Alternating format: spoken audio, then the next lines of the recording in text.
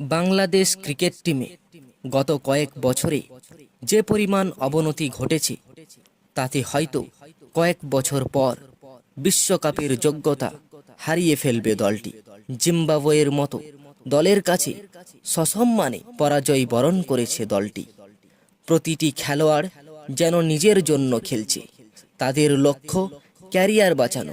হয়তো তারা দেশের জন্য খেলে না, না খেলে জয়ের জন্য। বিশ্ব জয়ের কথা তো স্বপ্নেও দেখে না। যেখানে আফগানিস্তান, জিম্বাবুয়ে, আয়ারল্যান্ড এরা ক্রমে উন্নতি করছে, আর বাংলাদেশ যেন অবনতির চরম পর্যায়ে।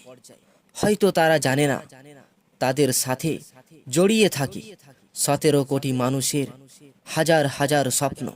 একবার শুধু নিজের গণ্ডি পেরিয়ে দেখো, বিশ্ব জয় করতেই হবে। বিশ্ব মঞ্চে